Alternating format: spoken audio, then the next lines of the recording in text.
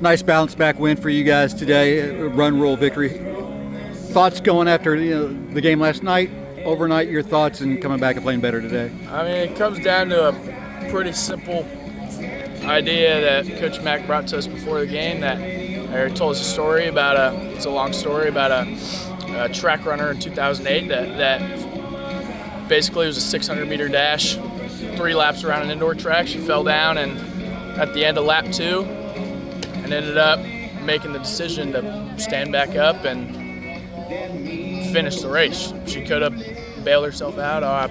I tripped on this other girl's foot. I fell down, like whatever. Like it wasn't my race today, but she made a decision to stand back up and keep fighting and finish the race. She ended up winning. It was a championship race, whatever it was, and I think that's what this team needed and what we needed to hear. That you can either sit back and feel sorry for yourself and got knocked down, but you gotta wake up the next day and make a decision. You either run full speed and finish it, or you bail yourselves out. So I think it was good to see this group kind of stand back up and finish.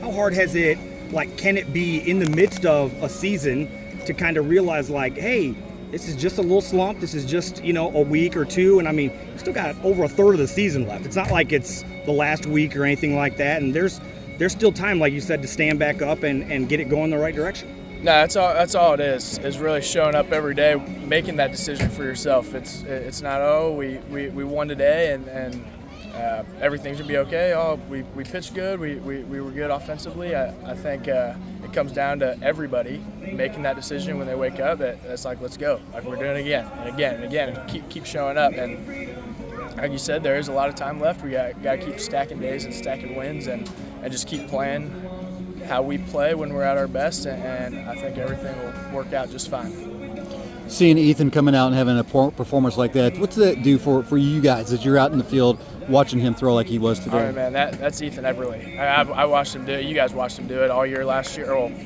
most of the year last year as a starter, and that's pretty much what we expect when we roll out. It's fun playing behind a guy like that fills his zone up, doesn't pitch around guys. He's got no fear, and it's really fun as an offense and as a defense to play behind a guy like that you make plays behind him, and we do our thing offensively. Majority of the time things are going to go our way. Talk about what it's like being a leader on this team this year. I mean, whether you're in the press box, in the stands here, or out, even if you're sitting in the outfield, we can hear you talking, encouraging, talking to your other outfielders, encouraging pitchers, things like that. Those are those learned things for you, as you've gotten a little more accustomed to a leadership role, or is that something you feel like you've always been really good at?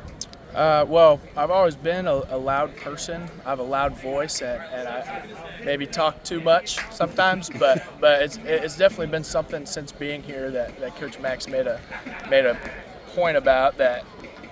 My center fielder's gonna be loud. You want to play center field here? You're gonna be the loudest person on the field, and it's something that he still challenges me every day.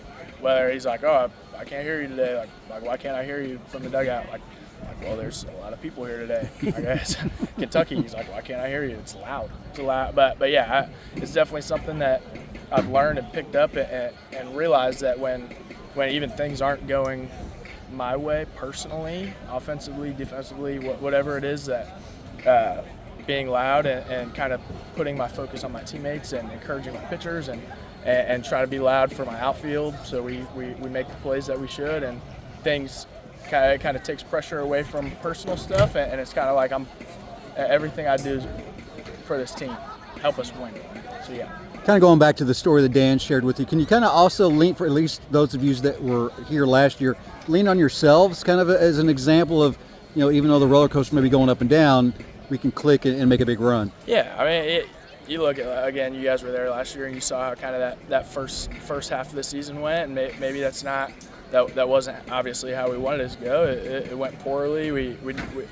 It took us a while to kind of click, and you saw in that postseason get Matt Klein back, and not saying he was the reason, but he comes back postseason, our pitchers start to roll, offense is rolling, and yeah, so it's definitely something that obviously if you were there last year, it's there's no stress, no panic. It's just kind of keep sticking to it 1% better every day, and eventually we'll start rolling and things will click. And so it takes the pressure off, I feel like, for maybe me and some of the guys that were there last year to kind of realize that, like what he says, that this isn't the end of the world. Maybe we've lost games that we shouldn't have, but there's a lot of season left to play. Excited for it. Awesome. Great. Appreciate it, Lucas.